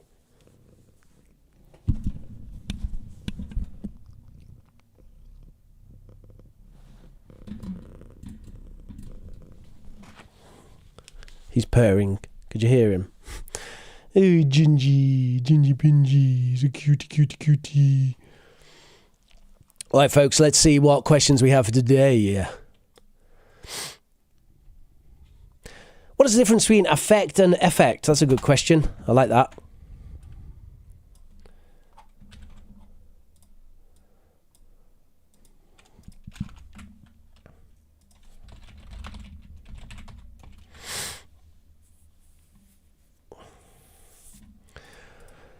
So, affect basically means change as a verb. So if I say it affects me, I mean it changes me in a small way normally, right? So how does this affect us is how does this change us in some way, basically is what we're saying. Right, so that's affect. And then effect as a verb is quite unusual, but it basically means cause. So you might say, and as I've said, people don't often use the word affect as a verb, but if you did, you could say like, by making too much noise, we have affected an avalanche, which means we have caused an avalanche. An avalanche. I'll show you a picture of an avalanche. There is sort of this idea that if you make a lot of noise, it causes an avalanche. I don't know if it's true, but there you go. Something like that's an avalanche. It's when you get all the snow coming down the hill. So that's it, effectively. So affect is much more common as a verb, and effect as a verb is not used so commonly, but people do use it as a noun quite a lot. And in fact, you could even say that affect as a verb actually means have an effect, where we're using effect as a noun. Because, of course, if you have an effect, actually means change, make a change. But yeah, affect is the common one, and effect as a verb is a bit weird.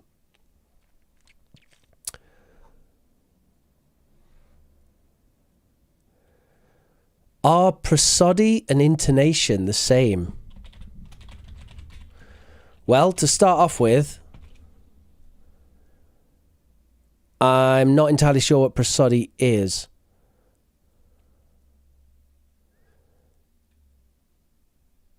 The patterns of stress and intonation in a language. The patterns of stress and intonation in a language. And you've said, are prosody and... what was the other one? I've lost it now. Intonation. And it's the patterns of stress and intonation. No, then. Because prosody, if that's how do you say it? Prosody. Prosody. Prosody means stress and intonation. So it includes stress. So there you go.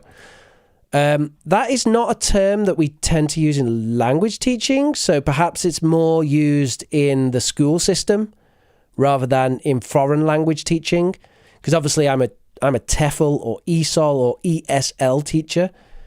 So we don't tend to talk about the prosody of a language, but perhaps with child's education, it's something they talk about, the prosody, and it's stress and intonation.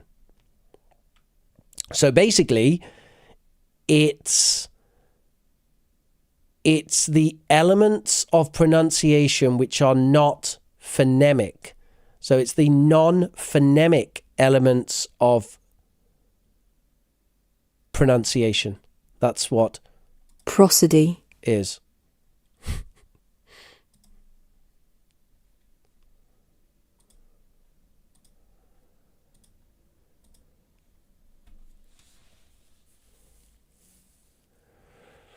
Neo says, I think my brain is tuned to English, but I don't think my mouth is. That's very natural, Neo, that your ear develops first and your passive vocabulary is higher than your active vocabulary. That's also true for native speakers. We understand more than we use in our own language as well as in foreign languages. So it's perfectly natural that your brain, as you put it, that your receptive skills are higher than your productive skills. We expect that.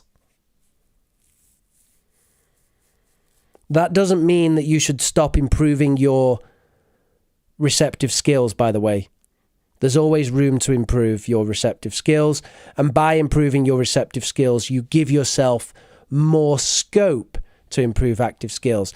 If you would like advice on how to improve your productive skills, well, I've spoke about that on loads of live streams. So just go watch some of the past live streams and you'll find me talking about that.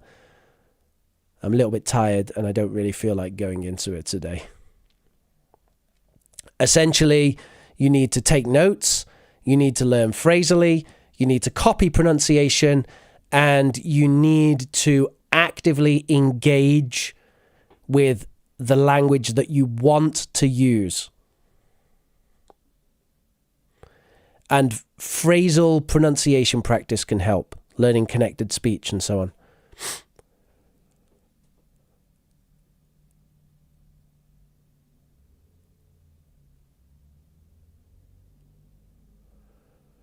Pallavi keeps asking about the homework. You know, the reason why I'm not trying to ignore you, Pallavi, it's just I don't know how to explain the homework. Okay, so, right. Resilience. We talked about resilience in the last class, right? So, watch the class, understand resilience, and then talk about how resilience is relevant to your life. So when have you had a time when things were difficult and you survived, and then you felt stronger and better? That's what I'm asking, Pallavi. I want you to tell us about a time that you've been through a difficult thing and you've been strong and you come through and then felt better. That's what I want to know. Okay? So isn't there a noun, affect, only a verb? I can't think of using affect as a noun. Yeah, I don't think so. I don't think there's a noun for affect. I don't even know what that would mean. What would that mean? An affect. Ooh, there might be, because of a weird... It's a different thing, but there might be, because there's another meaning. So there's also something called affective as an adjective, which means of emotion. So it's possible that an affect could be something like an emotion. Let me just have a look at that, because I think that's true. Affect is a general term that's come to mean anything emotional. Yes. Yes. So we talk about the affective element, or affective depth, which basically means emotional depth. The affective element is the emotion in something. So we actually talk about that in language learning. And one thing that we say is that affective depth is an important element to learning languages. In other words, the more emotional your response to something, the more you learn it. That's affective depth with an A. So it's a different meaning, really, but that's how it's used as a noun. Sleepwalker says, Rich, do you often prepare students for the IELTS test? I used to. These days, I often prepare students to a test called Ascentis Skills for Life, which is a test produced by the British government for residents of the United Kingdom. That is, speakers of other languages who come to live in the United Kingdom. It is not recognised in any country other than the United Kingdom, and that test is deliberately so because the British government actually put a lot of money into funding the test, so they don't want you to use it in other countries. They want you to use it in the United Kingdom. That's called Ascentis Skills for Life. And I teach the ESOL, English to Speakers of Other Languages, preparation for that test. It is definitely not as robust as an IELTS test, but there are some advantages. Advantage 1 is it's cheap. Advantage 2 is it's British focused. And advantage 3 is it lasts forever. So the IELTS exam expires in 2 years, but Ascentis Skills for Life lasts your lifetime.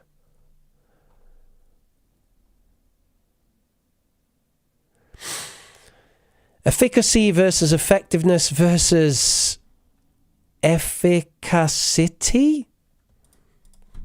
What's that last one? Efficacy versus effectiveness versus efficacy. The third one, I don't think I've even heard before. Efficacy. It is a word.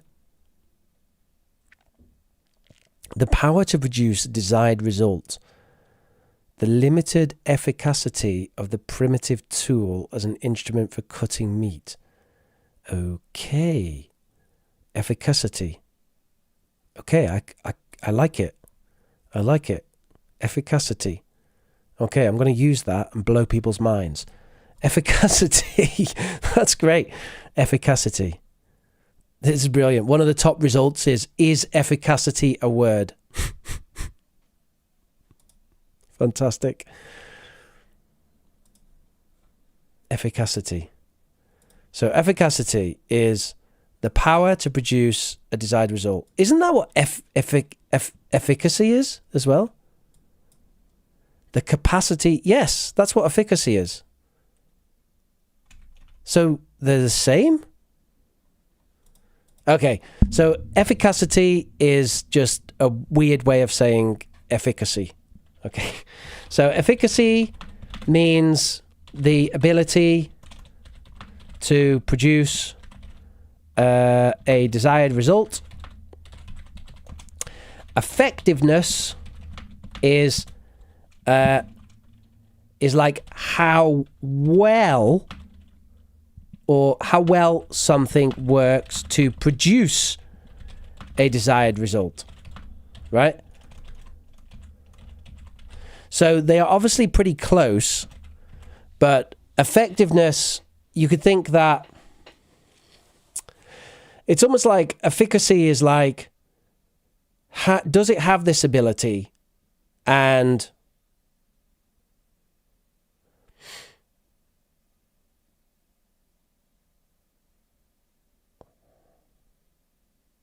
how much does it have the ability to produce the result you want versus how well does it work to produce the result? So something could be incredibly effective, which means it gets there really quickly, right? But you might not necessarily care about how quick it gets there. You just want something that really has a good ability to produce the result. You can see I'm finding this difficult. They're pretty close, Takeshi, put it that way. I think you would need, an average speaker of English would not be able to differentiate those in meaning. You're getting to the level of academics and scientists when you need to differentiate those. I suppose we could say something like, with efficacy, you're not really worried about overdoing it. You just want to get the result that's acceptable, and that's it. But with effectiveness, it could be a case that it's not just about the result, but you could do even better results. So if something is mega effective, then you get a result that's even better. Whereas with efficacy, it's a bit like, look, can we reach this result? And if it's even better, I don't care. I just want it to be able to really produce that result. Something like that. Tough one, though.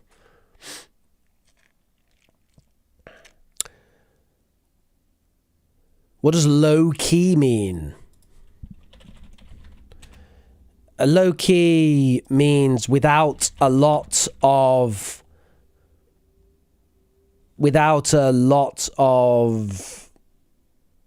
noise. It means quiet, not so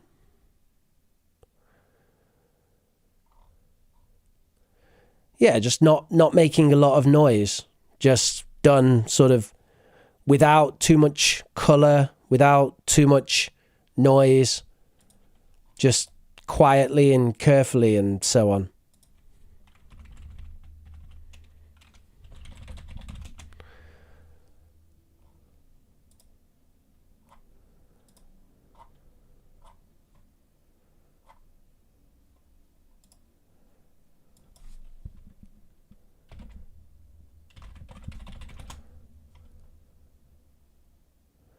It's kind of interesting. There's a definition on the internet says something about it come from African American vernacular English, but honestly, I find that extremely hard to believe. I'm pretty sure that you can find classic works of literature that use low key to mean like without a lot of noise. So, yeah, okay.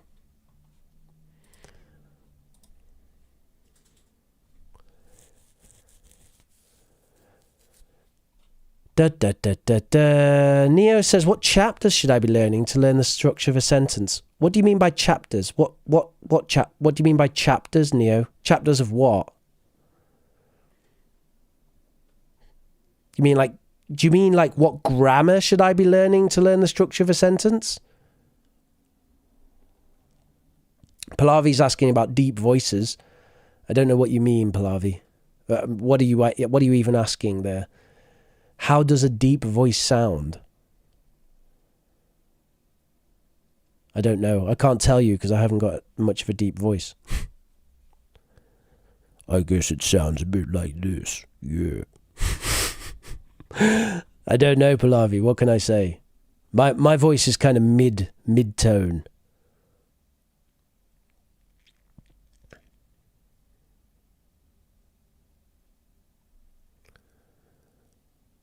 Yeah, good example, Julia. Well done. Do you think it's a good idea to watch movies in English even if you don't understand everything, or is it better to turn on subtitles? Oh, I love it. What a question, Sleepwalker. If only Gordillo was here, then we could have a huge dramatic discussion on the subject. Oh, dear me. Okay, people have strong opinions on this. I'm going to say horses for courses.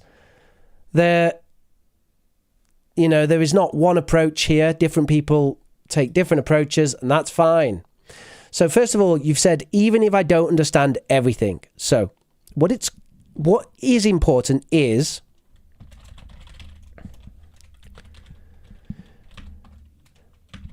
input must be comprehensible. So you've said, I don't understand everything. That's okay. I don't understand everything. I don't understand everything right now.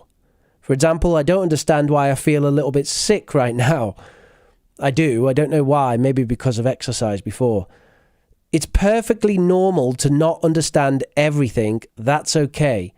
But we say that input must be comprehensible. That means you need to understand it. So I'm going to say the golden range is 70% plus. If you do not understand more than 70%, which means the majority of what's being said, then you have two options. Okay? Option one is choose something easier. Actually, you have three options. Option two is slow down the playback. And option three is turn on the subtitles. Okay? There is nothing wrong with using subtitles to learn English. I want to be clear about that. There is nothing wrong with using subtitles to learn English. Subtitles can be a very useful way to improve your vocabulary, and they can really help with your English in cultural ways, in learning stories. They can help with your understanding of the film. By the way, I mean subtitles in English. You can even use subtitles in your own language and still get some benefit. Okay? You can and get some benefit. But the important thing to point out is if you have subtitles on, you will get little to no benefit to your listening comprehension. Specifically that. Okay? That is the specific disadvantage. If you have subtitles on, you will get little to no benefit to your listening comprehension. You will get some little benefit there, but not much. So then you have to ask yourself, am I doing this? Why am I doing this? Am I doing it to improve vocabulary? In that case, that's cool. Am I doing it for fun? Maybe you just want some fun, right? Fun's good. Fun and learning go well together, very well together. So if you're doing it for fun, subtitles can be great. When me and my wife watch films in English, we put the subtitles on. All right? Because it's fun. And I tell you, it's sometimes less fun to have them off. Because then I know that there's something she misses. And I don't want her to miss things. I want her to have the same experience as me. Right? So we have them on. Okay, so what's your aim? But if your aim is, I want to improve listening comprehension, okay, if that is your aim, then find a way to have them off. Find something that you can listen to where you don't need subtitles. If that is your aim, your only aim. If you have other aims, maybe you have like 5 aims, and one aim is listening comprehension, but the other 4 are vocabulary, learn about English films, enjoy myself, right? If that's the case, well, put them on and do something else for listening comprehension. Okay? So I hope that helps.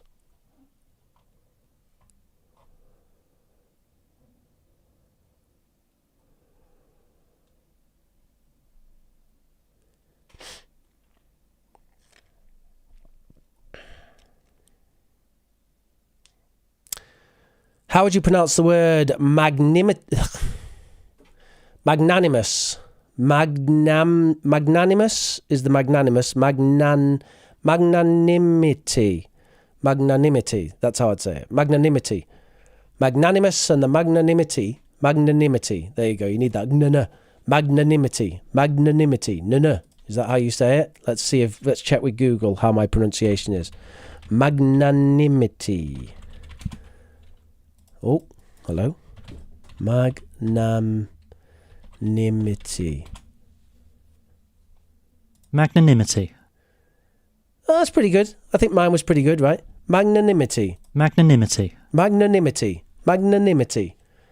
Magnanimity. Magnanimity. That's the fact or condition of being magnanimous. Mina says, Rich, could you please tell me the meaning of low key and high key? High key? Okay. High key. When do people use high key?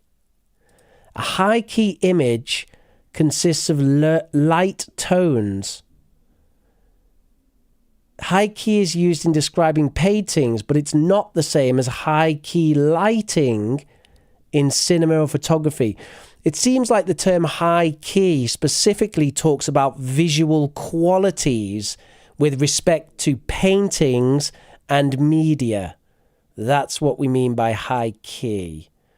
Before, when I was explaining low key, I was explaining doing things kind of in a casual and not an attention-grabbing way. As Julia puts it, I don't want to be the center of attention. I prefer to stay low key instead.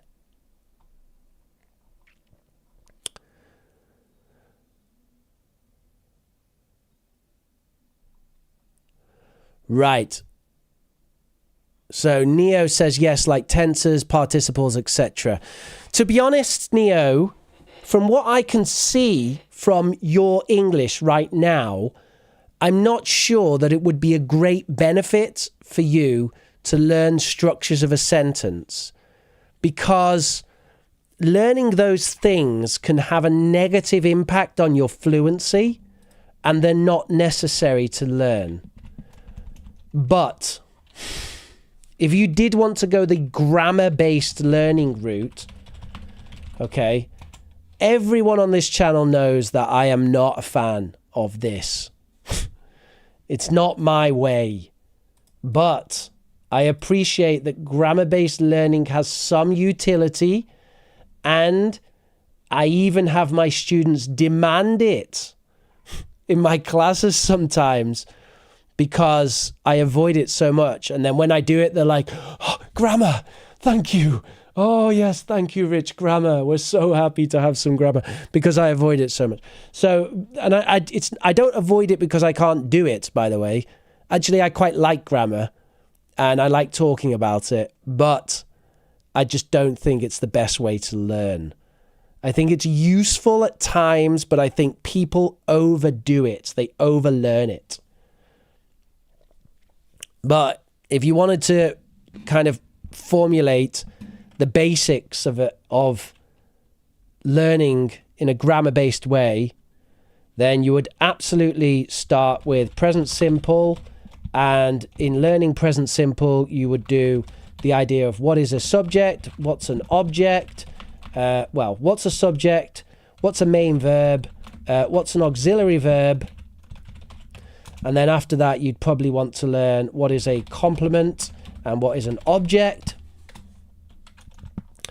And then you might want to move on to adjectives, then adverbs, because adverbs get complicated.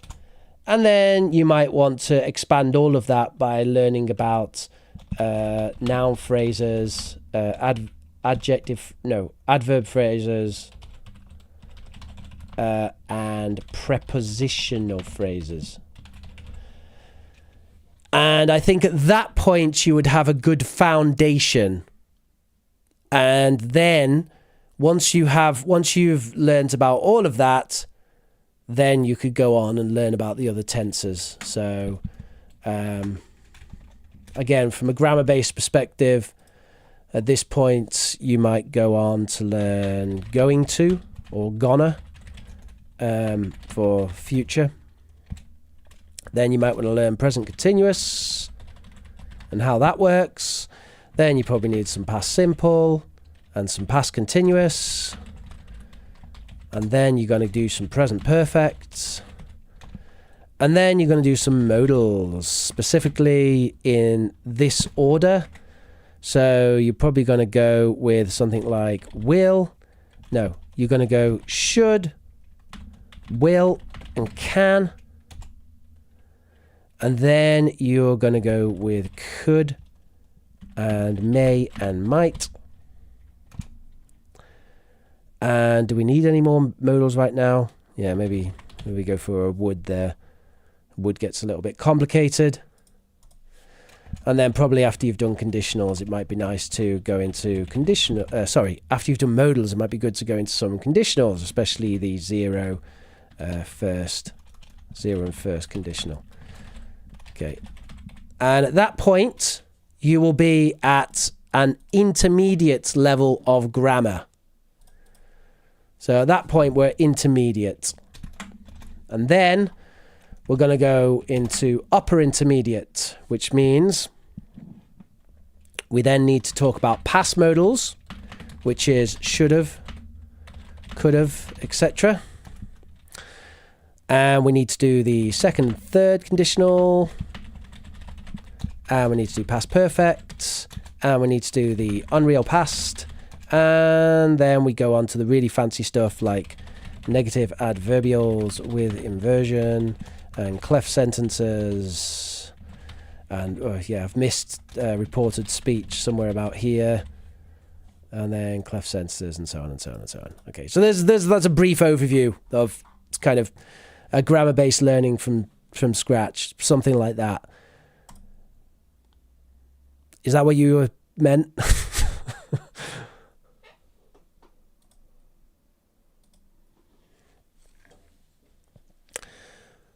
Takeshi says, I was told that learning English from songs was a no-no, so there was some grammatically incorrect and the vocab could be too poetic and not practical in reality. What's your take on this?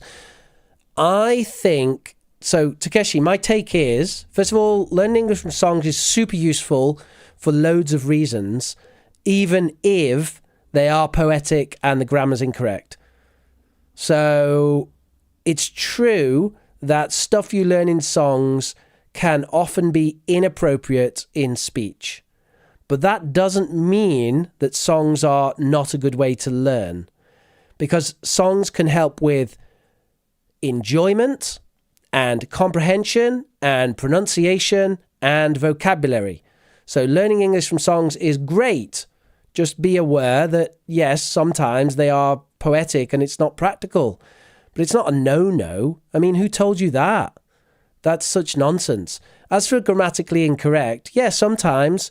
But actually, when we say stuff it's often grammatically incorrect as well. So who cares? So yeah, I disagree with that, Takeshi. I think songs, especially if you like music, I think songs are a great way to learn, great way to improve pronunciation. Just be aware that yes, there are those problems that you mentioned, but whatever. Sleepwalker, that is not cheating. That's a brilliant technique. It's not cheating at all. So Sleepwalker says, sometimes I cheat. I watch movies in English I've already seen so I can relax about the plot. That's not cheating. That's great.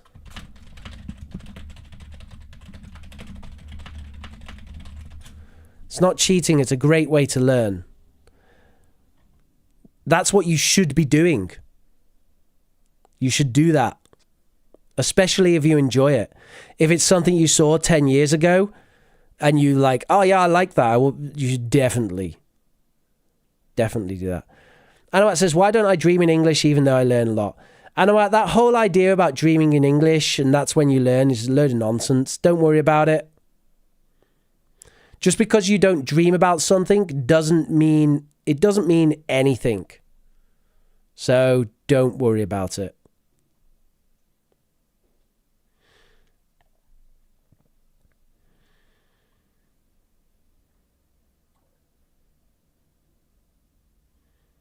I dream about my school a lot, and it has no relevance to my life.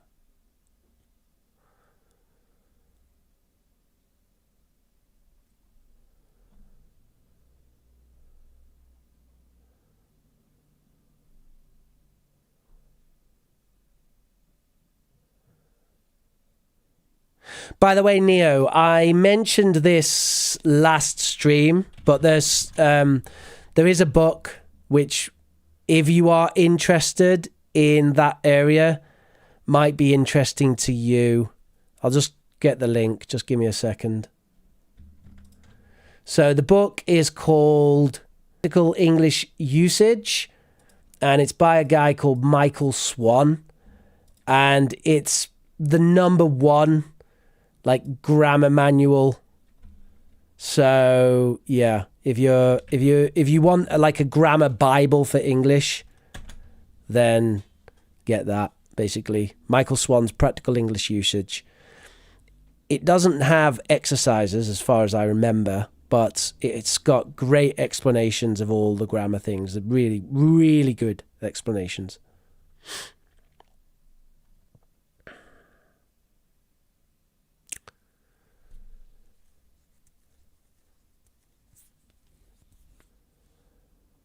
Right. Okay, that brings us to a close. Thank you very much for watching, everybody. If you've enjoyed the stream today, then make sure that you smash that like button right now. My name has been ProfesorRich, and today we've been learning English, looking at IELTS and talking about IELTS questions and IELTS answers. I hope you have a lovely, lovely day and a lovely rest of your week. It's been my pleasure, and I will see you on Saturday. See you later, folks, and bye-bye for now. Catch you later.